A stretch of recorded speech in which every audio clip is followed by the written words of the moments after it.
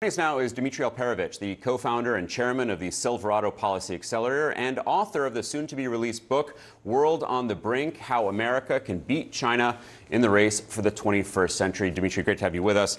Huge congratulations on the book. Thank you. I do want to start with Ukraine and pick up where Fred left off. You speak all the time with Ukrainian officials and their supporters. What do you think this injection of aid is going to mean in practical terms for Ukraine, defending their cities and for those troops on the front lines? Well, first of all, this is a huge morale boost for them. We've heard stories of troops in the front lines watching the votes in the U.S. Congress and yelling yes when the vote was concluded.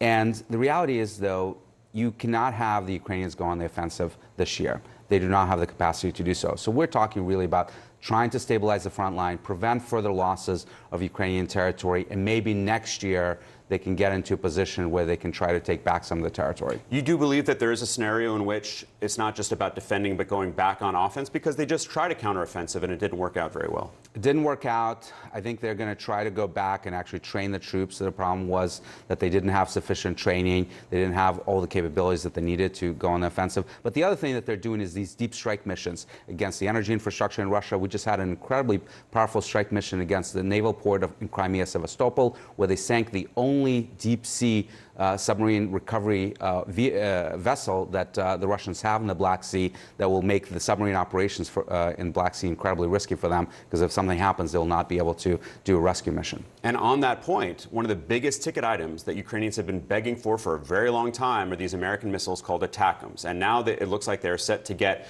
the longer range version, around almost just shy of 200 miles, I believe, according to Senator Mark Warner.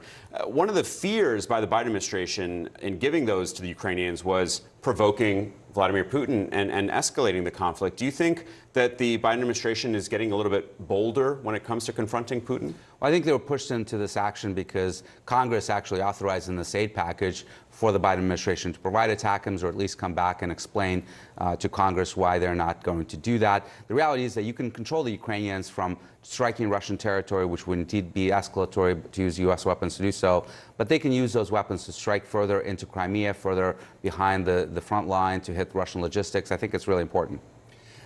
Obviously, Mike Johnson had been opposed Ukrainian aid packages, and then he came around. And one of the reasons, we're told, is because he got a detailed briefing on all these global issues from the CIA director, Bill Burns. And my colleagues reported that Johnson became increasingly convinced that the fate of Western democracy was on his shoulders. Not just on Ukraine, but let's broaden this out to China and Taiwan. What do you think it is that Burns told Johnson that convinced him that he had to bring these packages to the floor? I think he explained what's at stake. On Ukraine, the reality was that Ukraine was losing the war without this aid. They can't fight a war without ammunition. They can't fight a war without air defense. So you could see a situation where the Russian troops would once again one day appear on the outskirts of Kiev and try to change that government. That would change the dynamics, the security dynamics in Europe, and would make things very dangerous for NATO and the United States. In Asia, you also have a devastating situation unfolding. As I write in the book, you have a looming conflict, a conflict that's not going to happen this year or next, but in the next 48 years, you could have China try to invade Taiwan and bring the United States into a devastating war with China. So it's $8 billion for the Indo-Pacific. If Taiwan is now trying to build up their defenses, what does that mean, again, in practical terms for Taiwan?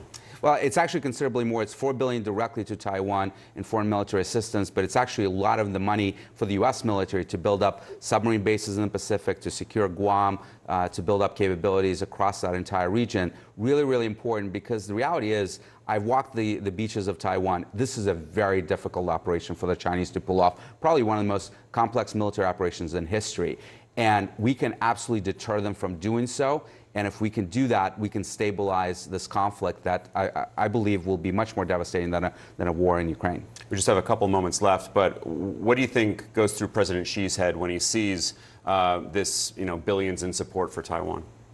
I think he's very concerned, because he's trying to build up the capabilities of the PLA as quickly as possible to prevent a situation where the United States, Taiwan, Japan are going to be ready for this invasion.